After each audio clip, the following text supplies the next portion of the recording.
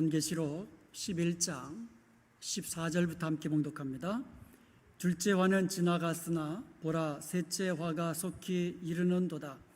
일곱째 천사가 나팔을 불매 하늘에서 큰 음성들이 나서 이르되 세상 나라가 우리 주와 그의 그리스도의 나라가 되어 그가 세세토록 왕노릇 하시리로다 하니 하나님 앞에서 자기 보좌에 앉아있던 24장로가 엎드려 얼굴을 땅에 대고 하나님께 경배하여 이르되 감사하옵나니 옛적에도 계셨고 지금도 계신 주 하나님 곧 전능하신 이여 친히 큰 권능을 잡으시고 왕노릇 하시도다. 이방들이 분노하매 주의 진노가 내려 죽은 자를 심판하시며 종 선지자들과 성도들과 또 작은 자들인지 큰 자든지 주의 이름을 경외하는 자들에게 상 주시며 또 땅을 망하게 하는 자들을 멸망시키실 때로소이다 하더라.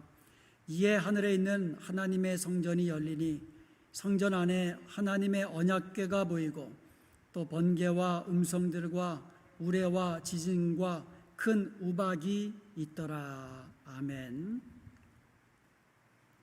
요한계시록 11장은요 이제 두 증인에 대한 이야기가 나왔죠. 그리고 요한계시록 10장에는 작은 두루마리 그 사도 요한이 하나님의 그 예언의 말씀을 받아서 예언의 사역을 하는, 이렇게 예언 사역과 또 두 증인 즉 교회의 복음 사역을 통하여서 하나님의 심판 아래 재앙 아래 신음하는, 그리고 남은 자들이 또 회개하는, 그래서 하나님께 돌아오는 그런 역사가 일어났습니다. 그리고 나서 마지막 또 11장에 보면 일곱 번째 나팔이 부는, 일곱 번째 나팔을 부는 그와 같은 장면이 오늘 본문의 말씀입니다. 자, 14절에 보니까 둘째 화는 지나갔으나 보라 셋째 화가 속히 이르는도다. 자, 일곱 번째 나팔의 성격이 있습니다. 일곱 번째 나팔의 성격은 세 번째 화라는 거예요. 일곱 번째 나팔을 화가 세 개가 있거든요. 화로다 그랬거든요. 다섯 번째 나팔을 부는 것은 첫 번째 화고, 여섯 번째 나팔을 부는 것은 두 번째 화고, 그리고 세 번째 이 화는 바로 일곱 번째 나팔을 부는 것이다. 이렇게 되어 있습니다. 그러니까 이게 재앙이라는 거예요. 그런데 일곱 번째 나팔을 부는 내용들을 한번 살펴보면 이게 즉 재앙과는 좀 거리가 있어 보이는 내용들이거든요. 한번 보겠습니다. 15절에 보면은요, 일곱 번째 천사가 나팔을 부니까 하늘에서 큰 음성이 나는 거예요. 그리고 16절에서 18절까지 보면 24장로들이 하나님 앞에서 경배를 드리고 찬양하는 내용이 나옵니다. 그리고 그거에 대한 이 화답으로 하나님에 대한 하나님의 응답하시는 것이 19절입니다. 찬양에 대한 하나님의 응답이 나옵니다. 즉 일곱 번째 나팔을 불면서 이루어지는 내용들을 보면 이게 무슨 재앙인가 심판인가 의문점이 들기도 하는 거예요. 어떻게 이것이 셋째 화가 될 수 있을 것인가? 일곱 번째 나팔의 내용을 보면 거의 이게 천상에서 이루어지는 내용들이거든요. 천상에서의 찬양 이런 것들이거든요. 그런데 일곱 번째 나팔이 지상에서 어떠한 재앙이 일어날 것인가, 거기에 대한 내용이 우리가 찾아보기가 어려워요. 그래서 이게 무슨 화가 될 수 있을까? 그런데요 여러분, 찬양의 내용을 한번 보면은요, 특별히 18절에 보면 하나님의 나라와 통치가 이루어지고, 그러니까 하나님이 왕노릇 하시면서 죽은 자를 심판하신다는 내용이 나와요. 여러분, 하나님의 심판은요, 하나님의 심판의 때가 되면 진노하셔서 심판하시는 거기 때문에 그때는 자비를 찾아볼 수가 없어요. 하나님이 심판하실 때에는요 자비함이 없습니다. 심판하시기 전까지는 하나님은 자비로우시고 사랑이 많으시고 오래 참으시고 기다리시고 모든 사람이 구원함에 이르기로 원하시는 하나님이시지만 이제 모든 때가 지나서 하나님의 심판에 이르르면 그때부터는 자비는 찾아볼 수가 없는 거예요. 그렇기 때문에 7번째 나팔이 시작되면서 하나님 나라와 하나님의 통치권이 선포되면서 죽은 자에 대한 심판이 일어나는 거예요. 그러니까 이 7번째 나팔의 성격을 우리가 유추해 볼 수가 있는 거예요. 7번째 나팔은 이제 곧 이러한 마지막 심판이 남아있기 때문에, 즉 3가지 심판 시리즈 중에서 마지막 심판 시리즈가 7 대접을 쏟는 시리즈거든요. 이게 남아있다는 거예요. 그렇기 때문에 이제 7번째 나팔이 울려 퍼지면서 7가지의 이제 대접을 쏟는 재앙이 기다리고 있다는 거예요. 그래서 셋째 화가 시작되는 거예요, 본격적으로. 그렇게 본다면 7번째 나팔이 단순히 하나님 천상에서의 어떤 찬양으로만 그치는 것이 아니라 이제 무서운 심판이 기다리고 있고 죽은 자에 대한 심판이 기다리고 있다는 것을 우리에게 알려주고 있는 겁니다. 세 종류의 심판 시리즈가 요한계시록에 나오잖아요. 이것을 우리가 어떻게 보느냐, 제가 이전에 말씀드린 적이 있는데 우리 잠깐 한번 짚고 넘어가도록 하겠습니다. 세 종류의 심판 시리즈는 인을 떼는 심판, 그리고 나팔을 부는 그 심판, 그리고 대접을 쏟는 심판, 이 3가지 시리즈입니다. 7개의 심판이 3개로, 그래서 3가지 심판 시리즈가 있거든요. 이것을 어떻게 보느냐, 첫 번째로는 연속되는 심판으로 보는 해석이 있습니다. 한번 그림을 한번 보시면 알겠지만 한번 망원경을 한번 보겠습니다. 여러분, 망원경을 보시면은 이 망원경을 볼 때 옛날에 그런 이 망원경 봤잖아요. 이 망원경 안에 또 그거보다 작은 망원경이 나오고 거기서 또 더 작은 망원경이 나와서 멀리 보게끔 하는 이런 망원경, 여러분 어렸을 때에 많이 보셨잖아요. 바로 그와 같은 시리즈입니다.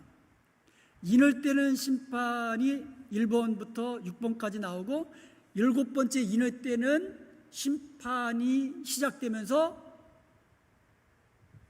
7 나팔을 부는 재앙 심판이 시작되는 거예요. 나팔 부는 재앙이 첫 번째, 두 번째로 나가다가 6번째가 끝나고 7번째 나팔을 불 때 그 안에서 뭐가 또 나와요? 7 대접을 쏟는 재앙이 거기서 나오는 거예요. 이렇게 연속되는 3가지 심판으로 해석하는 그와 같은 해석이 있고요. 물론 이제 시간 수는 아니라는 거죠. 그렇지만 이것이 이어지는 심판 시리즈다. 또 하나는 히브리 민족은 동사 민족이라고 말씀을 드렸습니다. 그러니까 추상적이고 이런 개념이 없어요. 이 동사, 액션, 실제적인 행동을 의미하는 그 같은 동사의 민족이라는 거예요. 그래서 동사에 주안점을 두는 해석입니다. 인을 뗀다. 이 뗀다라는 것은 봉인되었던 것을 떼는 거예요. 오픈된다라는 거예요.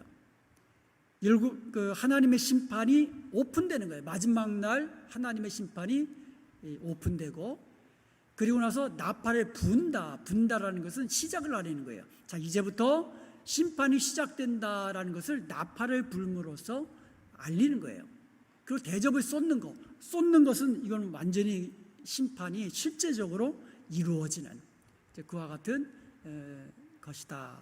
그래서 사실은 하나님의 심판 시리즈는 하나라는 거죠. 나머지는 이제 오픈되고 공개가 되고 또 시작을 알리고, 실제적인 심판은 7 대접을 쏟는 심판이 실제적인 하나님의 심판이다. 이렇게 보는 이 해석입니다.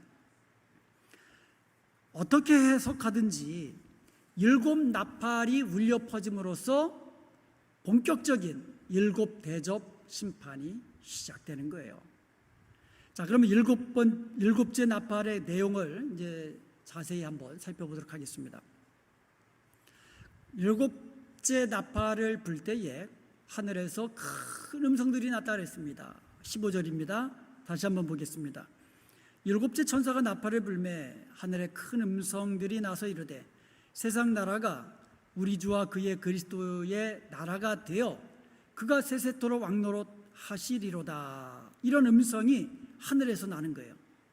세상의 나라가 우리 주와 그의 그리스도의 나라가 된다라는 거예요. 여기서 우리 주와 그의 그리스도, 우리 주는 성부 하나님이죠. 그의 그리스도는 예수 그리스도를 말하는 거죠. 하나님의 아들. 시편에 보면 세상 나라와 임금들이 여호와와 그의 기름 부음 받은 자를 대적한다 그랬거든요. 여호와와 그의 기름 부음 받은 자, 기름 부음 받은 자가 그리스도라는 뜻이거든요. 여호와와 그의 기름 부음 받은 자, 이것을 우리 주와 그의 그리스도 이렇게 말을 바꾼 것이죠. 같은 의미입니다.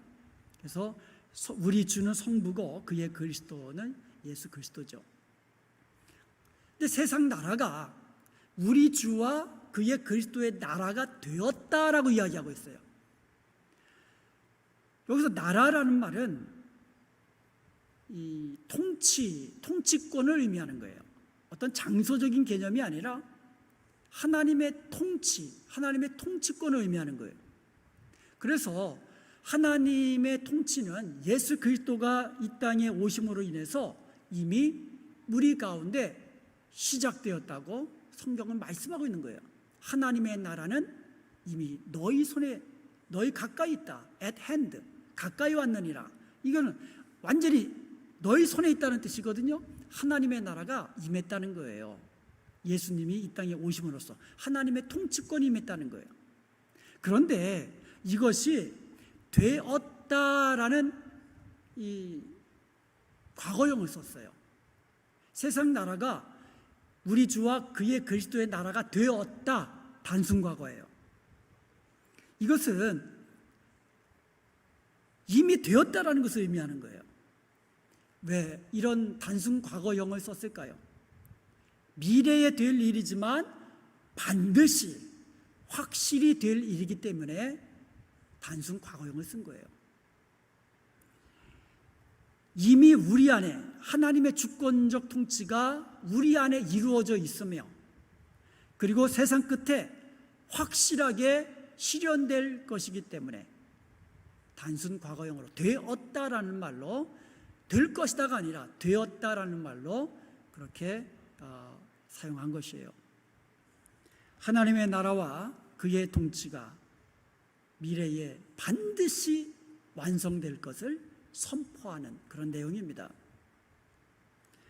그러자 16절에서 18절까지 하늘의 24장로들이 하나님 앞에 엎드려 경배하며 찬송하는 그러한 내용이 나오고 있습니다. 자, 16절에 보니까는요, 하나님 앞에서 자기 보좌에 앉아있던 24장로들이, 그러니까 하나님의 보좌 주위에 24장로들이 자기 보좌에 앉아 있었던 거예요. 그러다가 하늘에서 큰 음성이 선포되니까 앉아있던 24장로들이 자기 보좌에서 일어나가지고 엎드린 거예요. 하나님 앞에 엎드려가지고 얼굴을 땅에 대고 하나님께 경배하는 거예요. 그리고 17절에서 찬송을 하기 시작합니다. 자, 17절을 보겠습니다. 이르되 감사하옵나니 옛적에도 계셨고 지금도 계신 주 하나님 곧 전능하신 이여 친히 큰 권능을 잡으시고 왕노릇 하시도다. 자, 찬양을 하는데 뭐부터 하십니까? 감사하옵나니. 우리의 찬송은요, 감사로 드리는 찬송이 하나님을 영화롭게 하는 줄로 믿습니다. 계시록 7장 12절에 보면 모든 천사들의 찬송이 나오거든요. 그런데 아멘으로 시작했다가 가운데 감사가 있고요, 마지막에 아멘으로 끝나는 것을 우리가 볼 수 있었습니다. 그러므로 우리가 하나님 앞에 드리는 찬양 가운데 항상 감사가 있어야 될 줄로 믿습니다. 그리고 감사가 우리의 찬양의 중심이 되어야 돼요. 하나님께서 우리에게 베푸르신 은혜들을 생각하면서 우리는 날마다 감사함으로 하나님을 찬송하는 저와 여러분이 되어야 될 줄로 믿습니다. 자, 감사하면서 뭐라고 찬양하냐면 옛적에도 계셨고 지금도 계신 주 하나님 그랬거든요. 옛적에도 계셨고 지금도 계신 주. 뭐가 하나 빠진 것 같죠?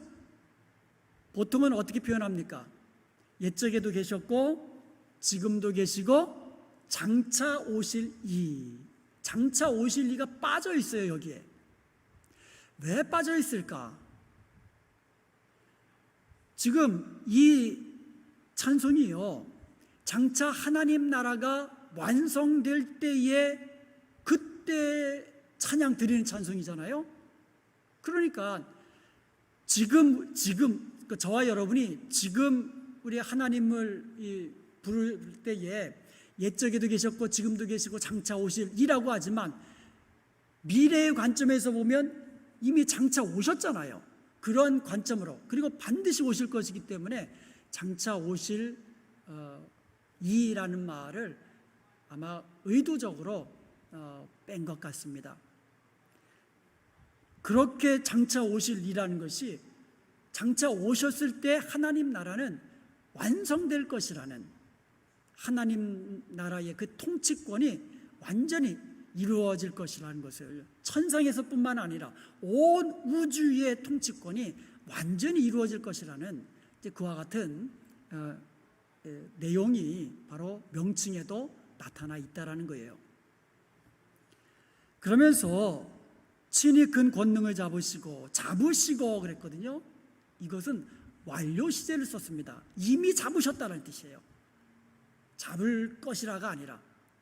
그리고 세상 나라가 주님의 나라가 되었다라는 것은 이례적인 거거든요. 한 번 된 거예요. 나라의 통치권이 완전히 그 사탄의 권세에서 하나님에게로 완전히 옮겨진 거예요. 단번에 옮겨진 거예요. 그런데 친히 큰 권능을 잡으시고 왕노를 타시도다라는 것은, 잡으시다라는 것은, 이것은 완료 시제예요.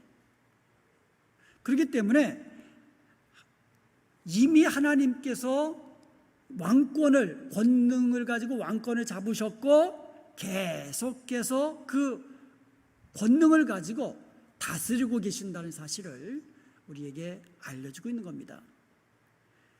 그리고 왕노로 타시도다, 하나님의 나라가 되어서 하나님이 주권을 가지고 왕으로 통치하시는 그 나라, 반드시 이루어질 것이기에 이 시제를 통해서 우리에게 알려주고 있는 거예요. 하나님 나라는 하나님의 통치권이라고 했어요. 그래서 예수님이 이 땅에 오심으로 하나님 나라는 시작되었고, 예수님께서 재림하심으로써 하나님 나라는 완성될 것이라고 말씀을 드렸습니다.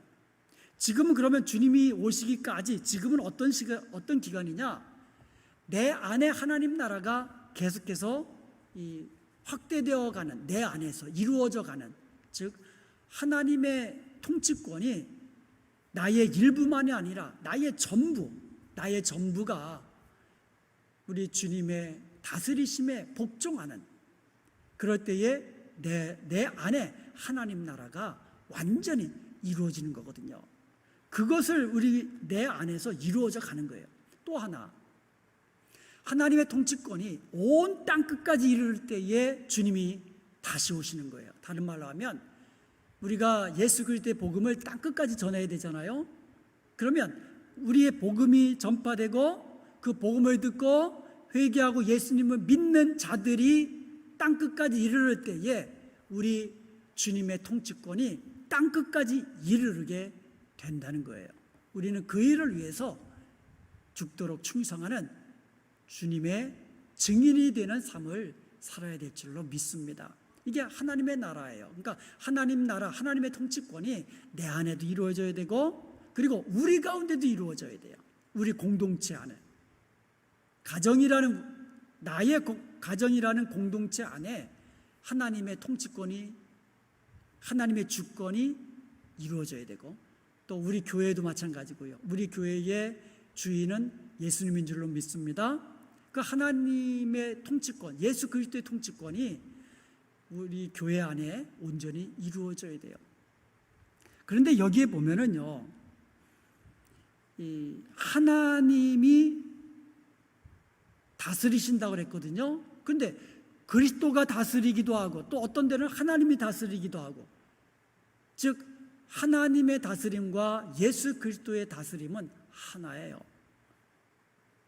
하나님 아버지께서 통치권을, 그러니까 하나님의 나라를 그리스도께로 이양하셨다고 한다고 해도 그 우리 주 하나님의 통치권이 완전히 없어지는 게 아니잖아요.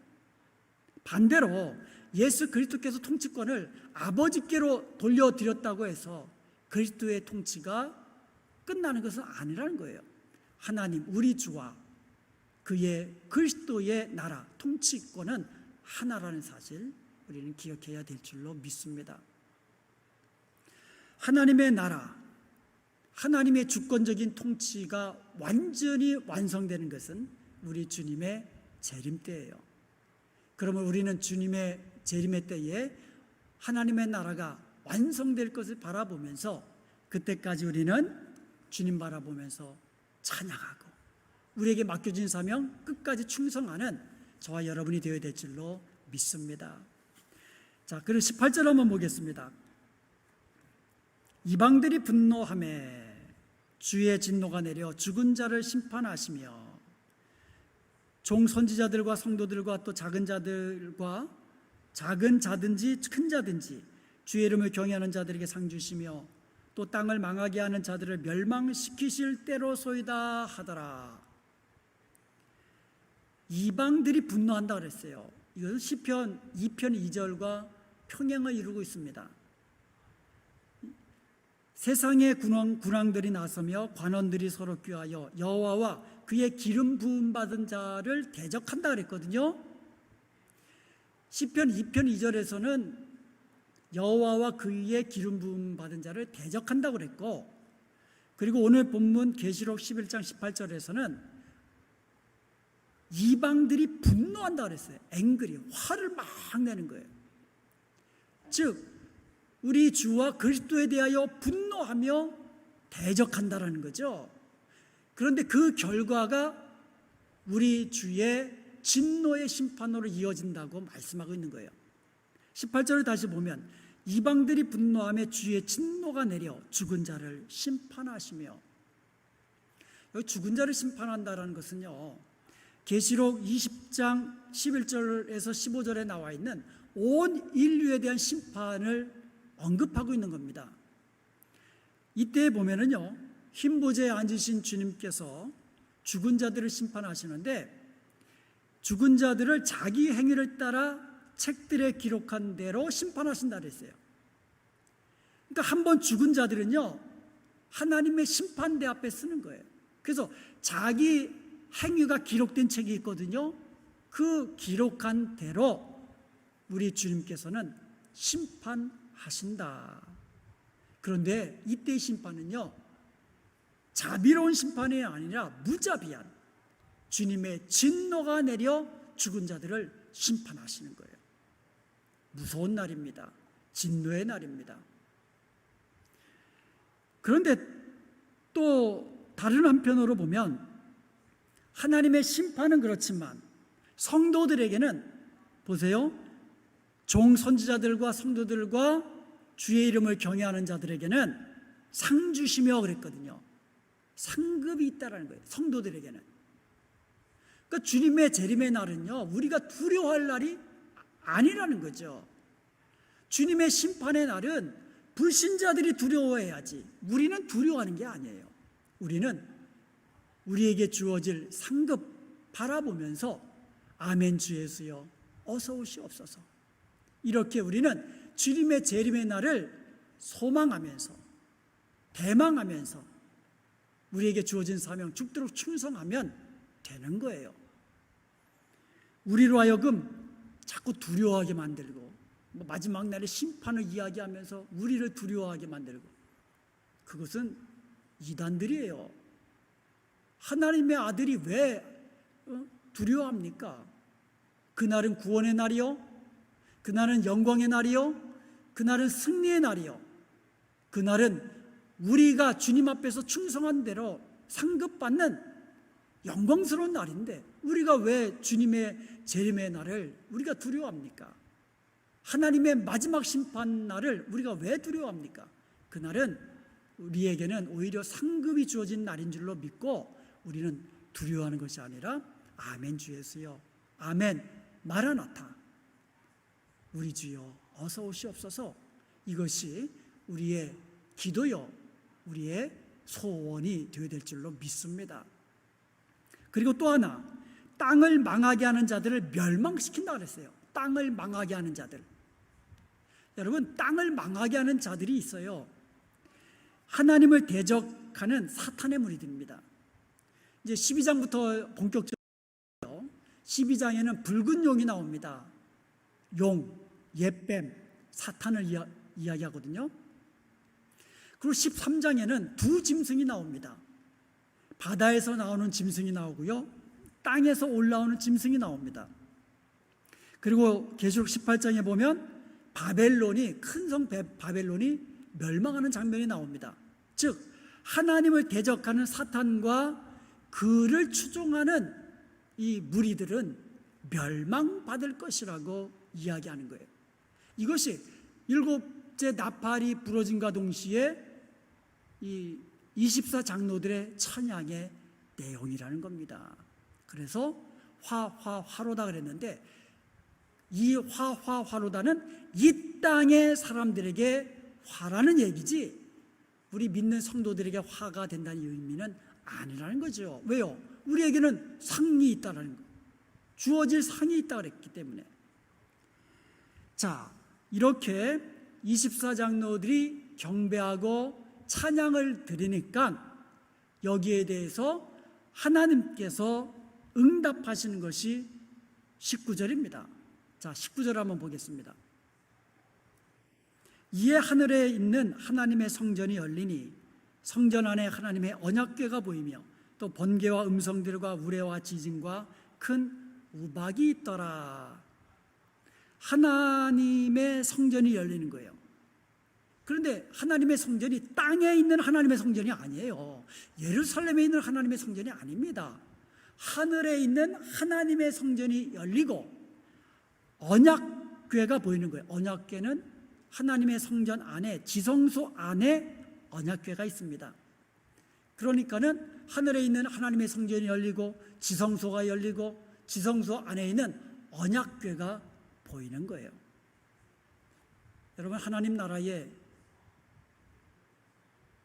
천상에 그 하나님의 성전이 있을까요? 예수 그리스도께서 성전이 되신다 그랬거든요. 상징입니다. 하나님의 성전은 하나님의 임재를 상징하는 거거든요. 하나님의 임재의 가장 핵심은 언약궤입니다. 지성소에 하나님이 임재해 계시는데 지성소 안에서도 언약궤 안에 하나님의 임재를 상징하는 그와 같은 것들이 그 안에 있고, 그리고 속죄소로 덮여져 있거든요. 다시 말하면 하늘이 열리고 하나님의 성전이 열리고 성전 안에 지성소가 열리고 언약궤가 보인다는 것은 하나님의 임재를 상징하는 거예요. 하나님이 임재할 때에는 하나님의 임재를 나타내는 그와 같은 현상들이 있습니다. 성경에 보면 그것이 바로 번개와 음성들과 우레와 지진과 큰 우박, 이것은 하나님의 임재에 동반되는 이와 같은 현상들이거든요. 이것은 무엇을 상징합니까? 아니, 천상에서 언약궤가 보이는데 거기서 막 지진이 나요? 천상에서 막 우박이 막 날려요? 그건 아니잖아요. 이것은 하나님의 임재의 권능, 하나님의 임재의 위엄, 이것들을 상징적으로 보여주고 있는 것들입니다. 예를 든다면 요한계시록 4장 5절에 보면 보좌로부터 번개와 음성과 우레소리가 났다 그랬거든요. 하나님의 보좌로부터, 하나님의 보좌, 하나님의 임재, 하나님의 임재를 상징하는 보좌로부터 이와 같은 이 번개와 음성과 우레소리, 이와 같은 것들이 나타나는 거예요. 그 다음에 번개와 음성과 우레와 지직과 큰 우박은요, 또 다른 한편으로는 하나님의 임재에 동반되는 하나님의 심판을 상징하기도 해요. 계시록에 보면, 예를 든다면 계시록 8장 5절에 보면 천사가 향로를 가지고 제단에 불을 담아다가 땅에 쏟음에 우레와 음성과 번개와 지진이 나더라. 그러니까 나팔 재앙을 시작하기 전에 천사가 향로를 가지고 제단 불을 담아다가 땅에 쏟아버리니까 뭐가 나타났다 그랬어요? 우레와 음성과 번개와 지진이 나더라. 하나님의 심판이 이제 본격적으로 시작되는 것을 알려주고 있는 거거든요. 그리고 계시록 16장 17절에 보면은요, 일곱째 천사가 그 대접을 공중에 쏟음에, 마지막 일곱 번째 대접 재앙이거든요. 대접을 쏟으니까 큰 음성이 성전에서 보좌로부터 나서 이르시되 되었다 하시니 번개와 음성들과 우레소리가 있고 또 큰 지진이 있어. 하나님의 심판이 일어나는 것을 상징적으로 보여주고 있다는 거예요. 그러므로 하나님의 임재를 나타내는 그러한 이 현상, 어떤 임재의 권세, 권능, 그리고 위엄을 나타내기도 하고, 또 계시록에서는 반대로 하나님의 임재와 함께 하나님께서 쏟으시는 심판을 상징적으로 묘사하는 그 같은 단어들이다, 이렇게 해석할 수가 있겠습니다. 자, 이제 일곱 번째 나팔의 내용들을 다 살펴보았습니다. 종합적으로 한번 살펴보면 일곱 번째 나팔이 불리는 날은 세상의 불경건한 자들, 하나님과 그의 글들을 거역하고 대적하는 자들, 회개치 아니하고 끝까지 이 땅에서 영광을 구하는 자들에게는 그날이 진노의 날이 될 것입니다. 그것을 경고하고 있는 거예요. 그렇지만 반대로 예수님을 사랑하는 자들에게는 엄청난 위로와 격려가 되는 거예요. 왜요? 이제 주님의 재림의 날이 가까웠다라는 이 반증이거든요. 승리의 날, 상급을 받는 날, 영광스러운 미래가 약속된 그 날이 우리에게 약속되어 있기 때문에 우리에게는 엄청난 위로와 격려가 된다는 것입니다. 이제 우리 앞에는 심판이 아니라 상급이 놓여 있습니다. 우리는 그것을 바라보면서 이 땅에서 우리는 교회들에게 특별히 책망받지 아니하고 칭찬만 받았던 두 교회에게 주셨던 우리의 주님의 권면, 우리는 기억하고, 서머나 교회에게 주셨던 계시록 2장 10절, 내가 죽도록 충성하라. 그리하면 내가 생명의 면류관을 내게 주리라. 죽도록 충성하는 자에게 생명의 면류관이 주어진다는 사실 기억하고 죽도록 충성하는 자가 되어야 될 줄로 믿습니다. 그리고 계시록 3장 11절과 12절에 보면 빌라델피아 교회에게 주신 말씀이 있거든요. 내가 속히 오리니 네가 가진 것을 굳게 잡아 아무도 내 면류관을 빼앗지 못하게 하라. 너가 가지고 있는 것 끝까지 붙잡고 놓치지 말라, 빼앗지 말라는 거예요. 그래서 우리에게 있는 이 면류관 아무도 빼앗지 못하게 하라고. 이기는 자는 내 하나님 성전에 기둥이 되게 하시겠다는 이 주님의 약속의 말씀 붙잡고 우리 주님 다시 오실 날이 점점 가까워오고 있는 이때에 끝까지 충성하는 자가 되십시다. 이기는 자가 되십시다. 우리에게 주신 것 끝까지 붙잡고 어떤 상황 속에서도 예수 그리스도의 이름을 우리가 부인하지 않고 또 주신 사명 끝까지 충성하는 저와 여러분이 되어서 주님 다시 오시는 날 영광 중에 주님을 영접하고 받을 상급으로 인하여 기쁨을 영원토록 누리는 저와 여러분 되시기를 주님의 이름으로 축원드립니다.